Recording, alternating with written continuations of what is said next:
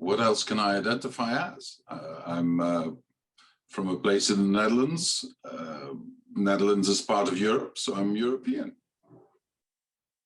And I'm perfectly at ease with multiple layers of identity, including European. The best way to explain this is looking at how the media write about you. If the regional media in my home province write about me, they mention my hometown, Heerlen, Frans Timmermans from Heerlen. If the national media in the Netherlands write about me, very often it's the Limburger, Frans Timmermans, from my home province.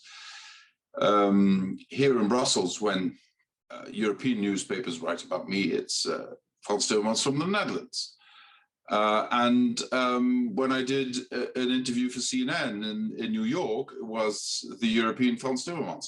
It's all the same person, but it's all a matter of perspective.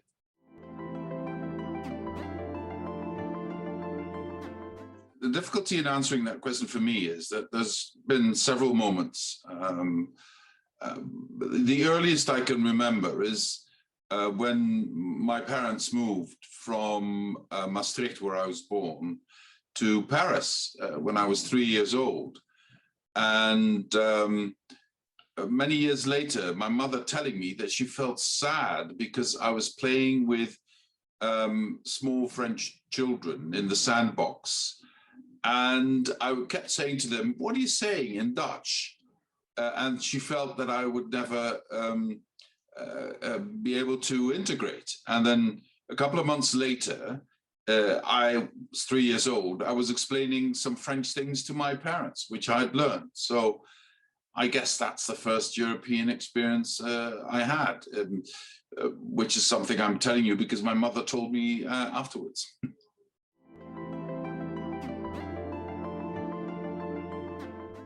Well, it depends on what you define as recent history. If obviously the worst moment was before I was born with the Holocaust, which I think is the darkest page in European history.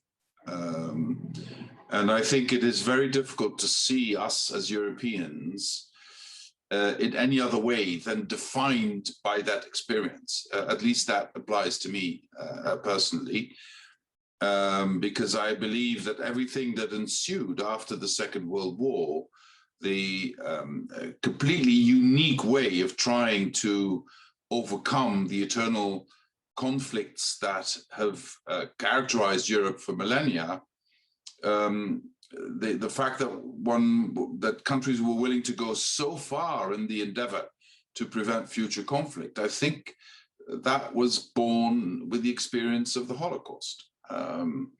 As Jorge Semprún said, Europe was born in Buchenwald, where he meant the European Union.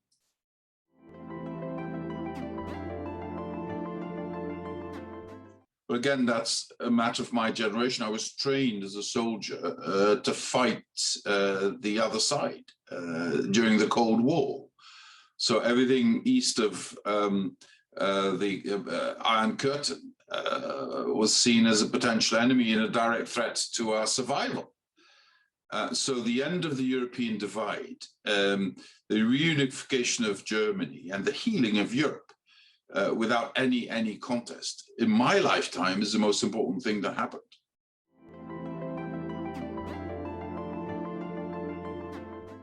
I have to say it's the EU in combination with, I would say, NATO, if I can say that. Well, that my kids don't have to train to fight other Europeans. That, for me, is the single biggest gift European integration has given me.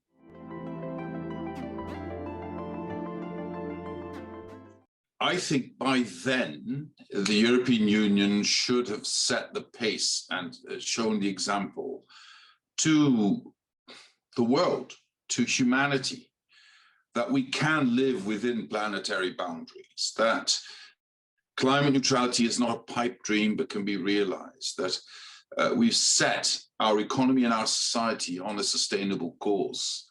I think that's our mission. That's our mission for the next 10 years.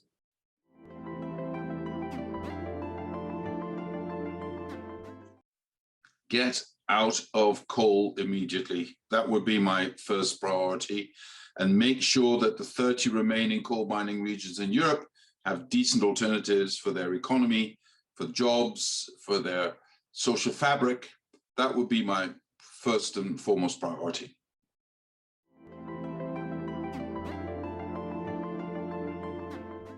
Well, I think that it's the fact that young people are saying this, I think, is a naturally recurring phenomenon. Once we have been so used, we've become so used to democracy, we start to see its downsides more than we see its advantages. It's happened before and it will happen again. But I think it is of the extreme importance to create more of a sense of understanding of our history with young people. One of the biggest flaws in our present society is that we seem to be prisoners of the here and now. And prisoners of the here and now become detached from their own history, which has two consequences. First is you don't know your history, and so you're bound to repeat the mistakes of the past, or you create a fantasy history and promise people that you'll take them back into that history. So you create a world that never was and promise them a world that will never be, and you escape your responsibility to shape the world as it should be. And that's what many populists are doing. So now that we're again in a phase where the disadvantages of democracy, because of course it has disadvantages, authoritarian rule has some advantages. The disadvantages of democracy are being highlighted again because it's slower in decision making, because it needs it warrants compromise, and not everybody likes compromise. It needs inclusion of minorities, and not everybody likes that. That's all very true. But now that the disadvantages are coming more to the forefront with young people, let's teach them history. Let's allow them the luxury of living with history, not in history, but with history. We don't need to live in the past. That's wrong, but we need to live with the past and understand the mistakes we've made. And we've repeatedly made that mistake over a century and a half, to believe that democracy was flawed and we'd rather have another system. But it always ended in violence and in death, and at the end also in a Holocaust. So let's not forget that. And then we will see, yes, there are downsides of democracy, and yes, we need to fix many of them.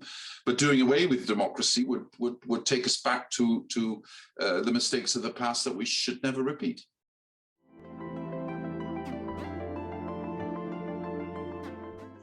Well, first of all, the European Union will be judged by the results we obtain for European citizens, because the citizens aspire to be European in majority, but they are turned off of Europe if Europe doesn't deliver what it promises. And this applies to the European level just as much as it does to the national level. So I believe empowering people is extremely important, to stop treating citizens like consumers, because that's, if you treat people like consumers, they will behave like consumers. But if you treat people like citizens, they hopefully will behave like citizens, because then you can not just tell them, I will deliver you this or that good or benefit. You can ask them to be part of the give and take that is any society, any social contract. And I think this is becoming more and more important, because if we've seen over the last year, the level of solidarity shown by young people with older people. Young people have limited their freedoms and their lives to an incredible extent without having to do that for themselves, because they run relatively few risks in the pandemic. But they did that not to infect other people. They did that to protect their parents. They did that to protect my generation and older generations. Now, keep that in mind when you think about the future, and that my generation, other generations, should start showing solidarity with the younger generations when we shape our future. if we don't take the risk of ecocide seriously, if we don't take all these challenges seriously, the only thing we do is live out our lives in our comfort without any regard of the lives of our children and the future of our children. We can't afford to do that as a society. In that sense, we're also locked into the here and now. We should, I mean, my generation should be in a position to just take steps for benefits that we will not reap. You know, we will plant trees without being able to sit in the shadow of those trees. But the thought that my kids and grandkids will sit in the shadow of the tree should be inspiration enough for me to act now.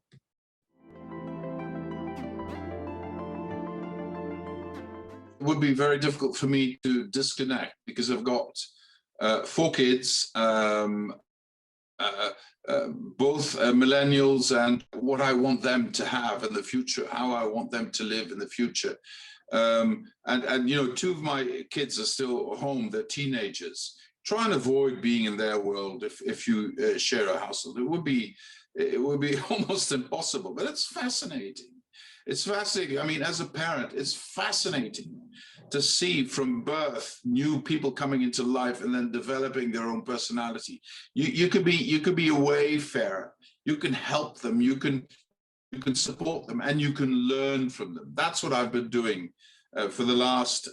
My daughter is 34 years old, my oldest. For the last 34 years, that's what I've been doing, and I think it keeps you young. It keeps you in tune with their lives, and it just points you to the tremendous responsibility we have as a generation. Because if we mess up in the next couple of years, if we don't reset our economies and our societies on a sustainable course in the next couple of years, I think it will be very difficult for our kids to set it right, for your generation to set it right. At least the burden on your shoulders will be immeasurably bigger if we don't change course now.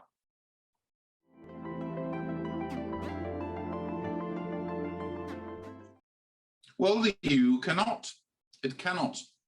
If we neglect these issues, if we don't empower those in those countries to correct the wrongful course they've chosen in those countries, then this will slowly creep into all parts of the European Union and into all member states.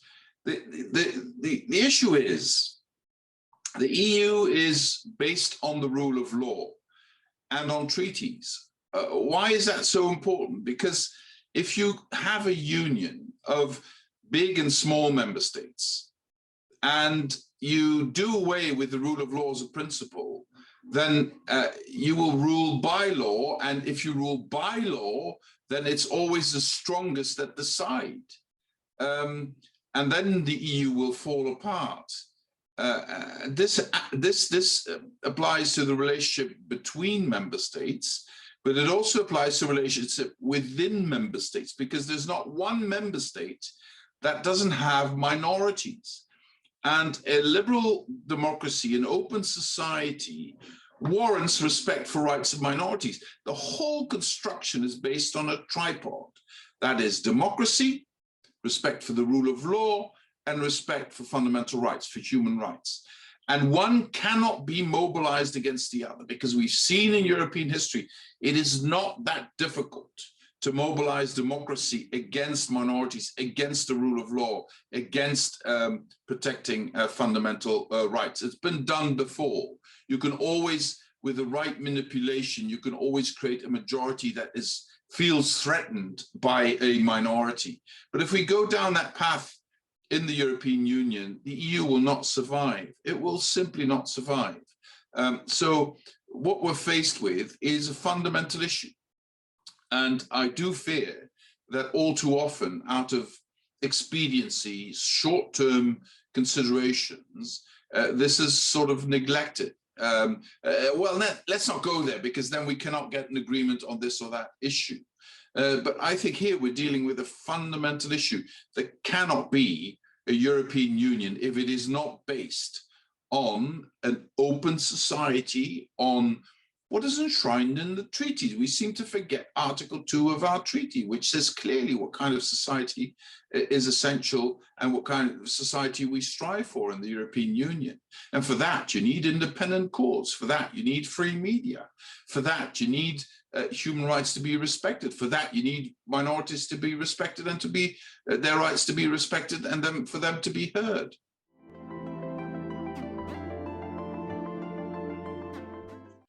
Well, first of all, what you do is never avoid a dialogue or even a confrontation. Secondly, something that most politicians find extremely difficult: break the paradigm, stop over-promising and under-delivering, and turn that around. Be more modest, and then surprise people by over-performing. That would be a change, wouldn't it? If we try that more largely in politics. Thirdly, stay in touch with what's happening by being present everywhere in society, not just in your own bubble. And I think, well, these are just a couple of ideas. Stay in touch with what's happening in popular culture. Follow what's happening in the arts, in music. Follow what's getting people's attention. In the press, in the media.